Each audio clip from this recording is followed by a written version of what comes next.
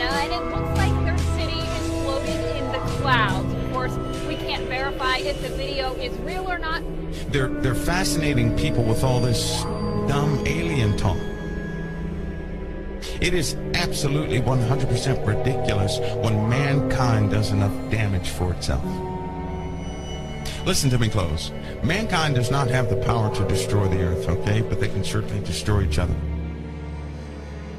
Demons work through people to accomplish something. There's no ET, all this alien stuff is just diverting people. And what it's doing is it's training people to allow any spirit into their lives. It's not about aliens. It's about a person inviting demons into their lives. That's what it's about.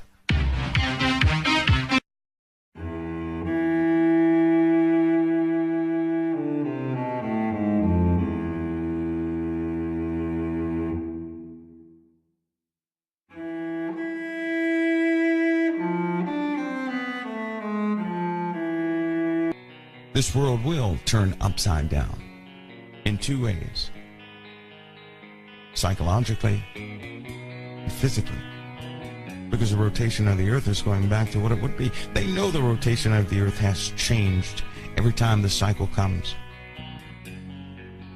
And I think we're months away from the end of the down curve to the cycle we're in. Right when we hit the bottom, that's when everything goes berserk. That's why they're telling people about these new planets. Oh, they find, you know what, it's so, you can't really trust science either. They reportedly find one planet, and then they lose it. How do you lose a planet? Because they made it up. And it's really becoming laughable. They're making up stuff, telling the public about all these different things. But I'll tell you this about the heavens. When the red dust begins to fall, what you better do is understand that that is the beginning of the end of everything that you knew. When that red dust comes, when it settles upon the water, when it covers the moon, and the moon turns red, you better know that is the beginning of the end. Not the end of the world, but the end of things that you knew. You better start walking spiritually today, that when that day comes, you'll be okay. You don't know if you have months left. Let me tell you how fast it can get here. Can I tell you how fast it can get here? We could be here today talking on air, and that red dust could begin to fall tomorrow. Do you know why? Because it's a matter of almost like fluid dynamics. Certain parts of celestial mechanics. A lot of static involved, electronic discharges. But it's traveling so fast it could be here upon us before anybody can notice it was even traveling. We know that we live in the time because 5 asteroids have been determined with the same material they dug up. Listen to what they've been doing. These archaeologists have been digging up dust and materials. So we send all these probes out in space, trying to read the debris of a tale of what's really passing, while they woo and awe you with things that are passing the earth in the public's eye. So they're matching up what rock goes with what, so they can find the cycles of when the surface of this planet cracks up. And they found their matches. 35 specimens. 35 samples matched with 35 known objects and dust trails they found in space.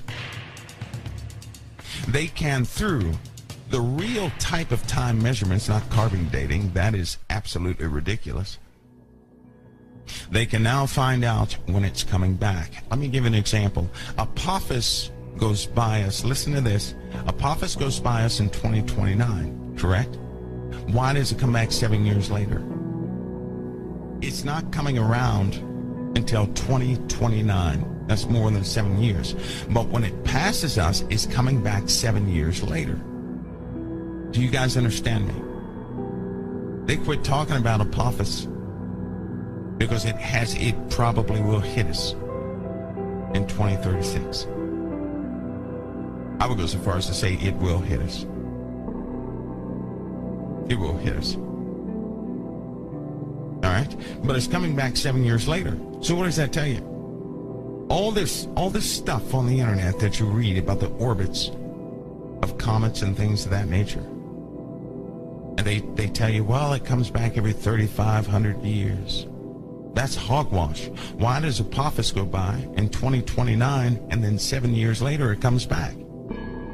All this talk about these cycles that they have told the public, that they have set people strategically out there to leak a story. Listen, you want to make sure you get a lie into the public venue? Then call a story a leak. Everybody runs away with it.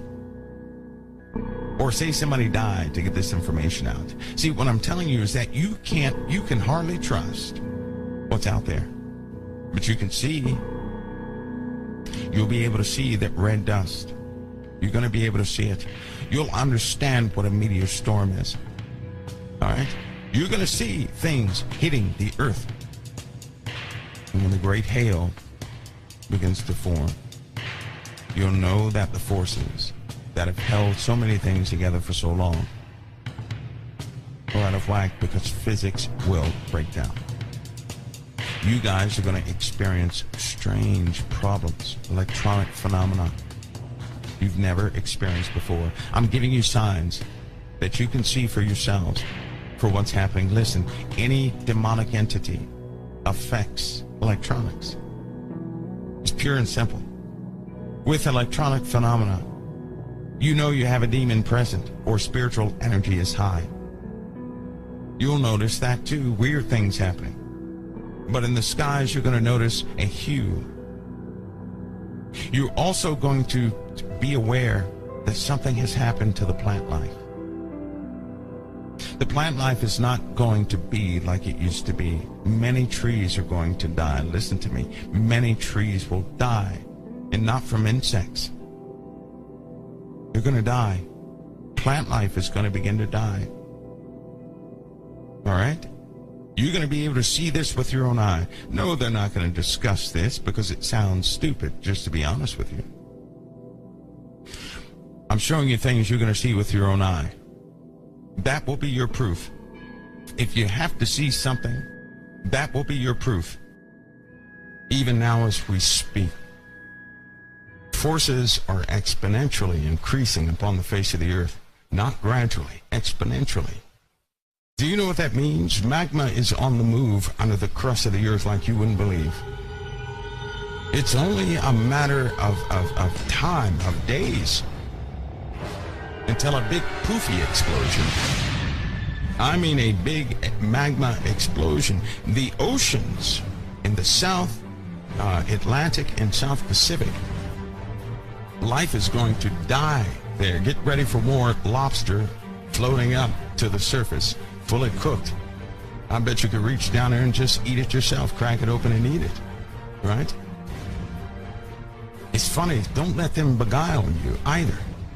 You see, while everybody is looking, it is not what you see that can hurt you so much as the things you don't know about and can't see. Most of the volcanoes of the earth are under the ocean. They are not on land. How many of you know that? Have you guys ever investigated the volcanic activity underneath the ocean? That's where most of the horror stories are, under the ocean. Under the ocean. And we're not talking about just, have you guys ever heard of a black volcano? Not because it is black, it's because it oozes out carbon. Black stuff comes out of it. Well, they have other volcanoes where nickel comes out of it. All sorts of things. Now, what is this going to do? Well, let me tell you, let me give you this. As this continues, we have stuff going into the atmosphere. You may know it or have heard about it as climate change. Do you know why climate change is very important? Because it's happening solar system wide. They're having climate change on Mars. In the last 14 years, everything has been heating up, but on Mars and Venus, it's really heating up. I mean, for goodness sakes, you got water trickling down off of certain places in Mars. And the Earth, too, in a like manner, is doing the same thing. And the tilt of Mars is changing, and the Earth is about to get ripped. Listen, the Earth will get jerked in a 2-degree change in its axis. Now just think of that.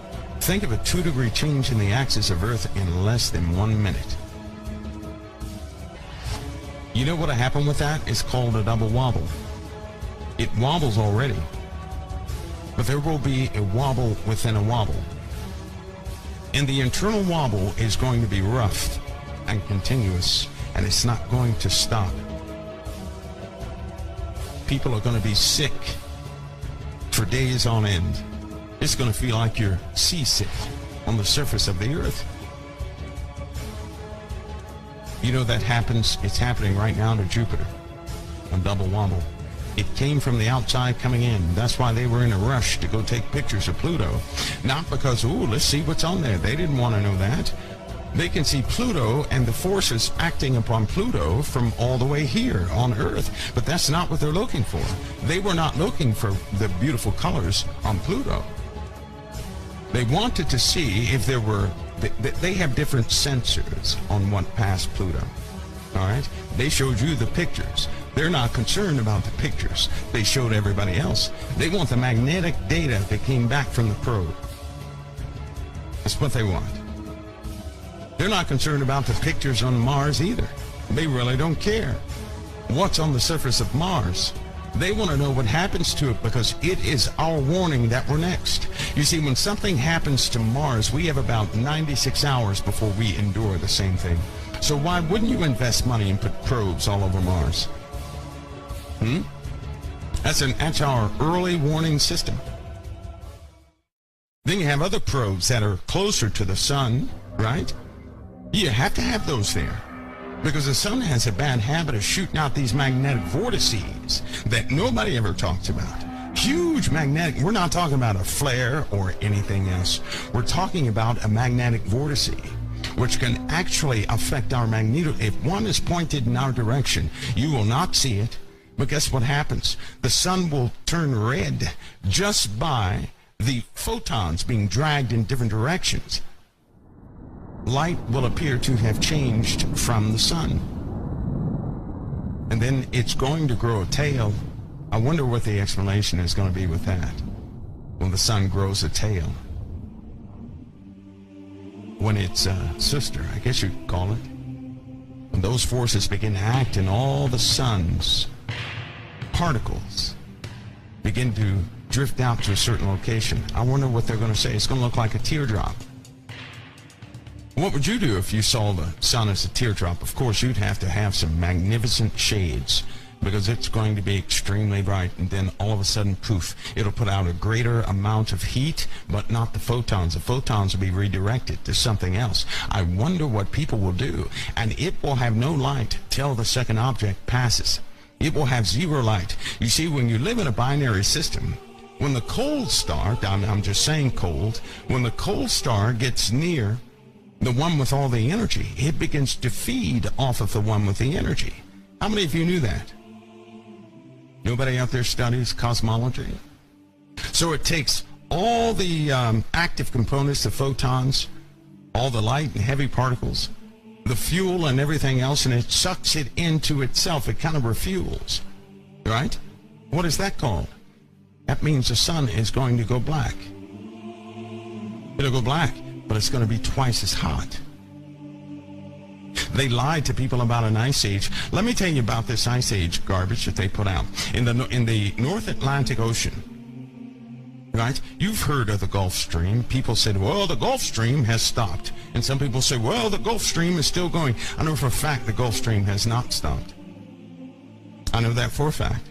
There are sensors in the ocean. You interpret the data and the Gulf Stream has not stopped. Something else has happened, though. You see, hot water flows on the surface of the ocean, right? It will evaporate, losing what it will do is lose some of its content, and it begins to sink. That water begins to sink at a rate of, I don't know, so many feet per second, which causes the currents in the ocean, right? The cold water is down at the base of the ocean. The hot currents are at the top of the ocean. And salinity is very important. The content, right, of the water is very important. The salt content and everything else. So fresh water at one point stalled this North Atlantic flow, causing Europe to freeze. Europe froze to pieces, right? And that was caused through the melting of the end of the last glacier age. If you look at a weather map on infrared and you see the cloud formations, you're going to notice in the South Pacific Oceans, there's a stalled system that's constantly evaporating. Clouds are coming from this area. Certain parts in the North Pacific, you'll see the same. But the North Atlantic Ocean, you're going to see the flow of clouds in a certain pattern, right? A certain pattern. And as the South Atlantic and the Indian Ocean begin to heat up, that's what causes these storm drivers that hit Florida and things of that nature, right? But something else is happening. Everybody's worried about the hot water not being hot anymore. It's going to be cooled off. But what happens when it gets too hot, ladies and gentlemen? What happens? The cold water at the bottom is going to begin to heat up. And guess what happens? It interrupts the return stream. It causes a superheating event. And that's through volcanism. And then when that happens, the jet stream is affected. And then when that happens, you have massive turbulence in the jet stream. And then when that takes place, the current drivers in the southern hemisphere of the Earth overwhelm the flow of all the oceans. The jet stream reverses. The currents begin to change. They do something weird. Ocean life begins to die. All because of volcanism. Not because of your cars or cow farts. Nothing to do with that. The same process is also happening to other planets. What do we see here? We see an increased energy activity inside the Earth. We see increased energy activity inside the sun. We see increased magnetic energies. You see, Mars is a very weak magnetosphere. So why is it strengthening? Because something is activating the components inside of Mars. What I'm saying is this: something is irradiating the core of the planets.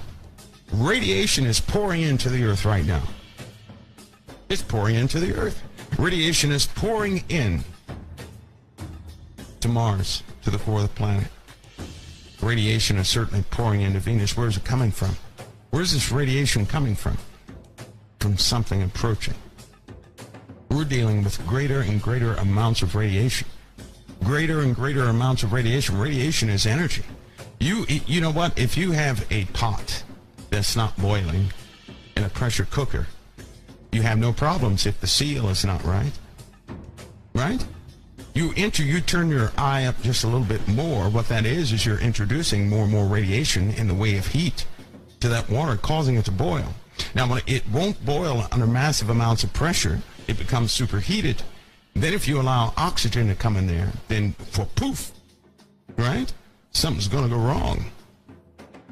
In like manner, something's happening like that to the Earth. That's why magma is on the move like you've never seen before.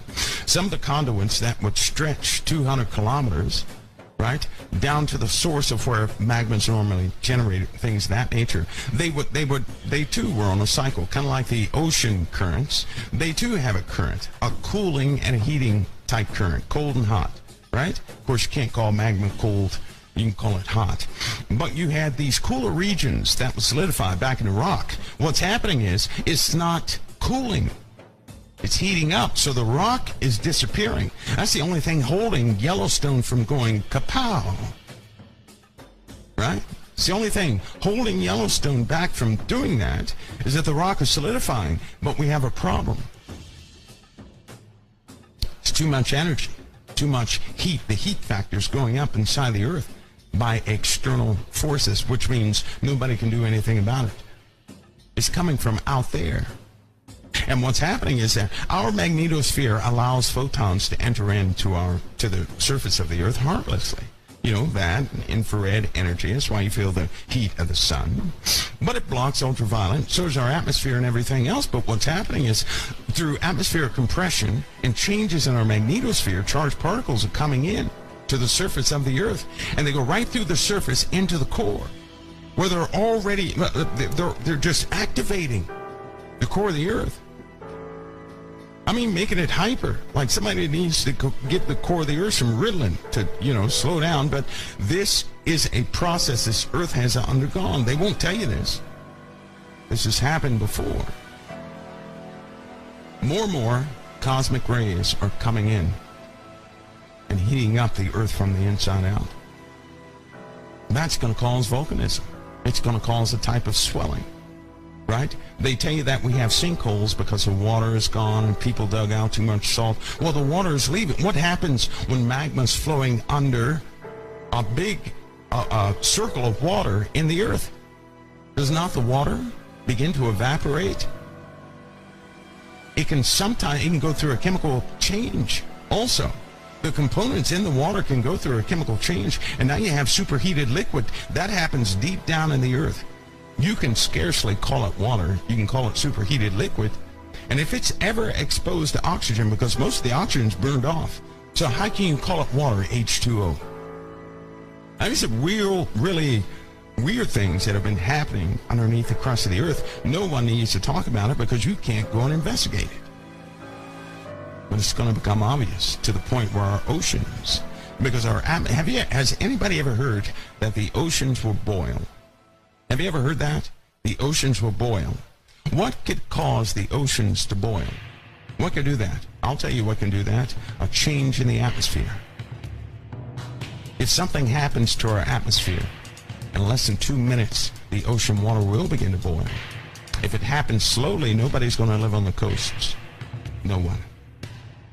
And guess what? It's happening slowly. So it's going to be very difficult to breathe on the coasts. It's coming. It's coming. Climate changes, the real type climate changes, spiritual endurance that we have to have, physical changes we're going to feel in our body, emotional changes inspired by the loosening of more and more demons because mankind is inviting them, materialistic destruction, a phenomena that the Lord's going to do for us and against the world, right? So we have to deal with quite a bit, a lot. But the changes in the crust of the earth will happen at the probably one thing that's going to startle most people, capture their attention, is the overwhelming increase in meteor storms. Now, I've really put forth an effort to warn people of meteor storms that are coming, to make them aware that meteor storms are coming to this earth. Well, now they're going to have to just experience the meteor storms, the crustal displacements, and things of that nature. So guess what? We have to prepare our souls in truth because a change is at hand. And I'll tell you again, August, October 2017, that's your true time. You need to prepare in everything. Listen, everything up to that time. I know the second wave is coming in 302 days. It's going to be 500 times stronger than the first one. And if you go back on the instruments, you'll see the impact of the first one. You'll hear the stories about the electronic phenomena that took place in space. You'll notice that the sun also reacted as soon as it got in here, and that was very minute. This one's 500 times the magnitude of the first one, and that's in late December it hits. But your true preparation, because nobody knows what that's going to do, but your true preparation spiritually, and the end of that thing is 2017 is a harsh decision you're going to have to make, which means every hour counts. And you're going to see changes in the coming days, weeks, and months like you wouldn't believe. In the coming days, some of you may have to look 3 times because the world is going berserk.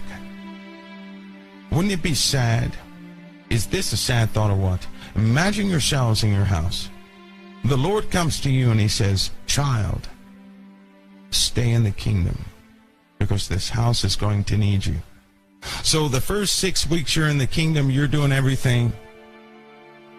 A year later, guess what happens to you? You say, well, nothing bad is happening.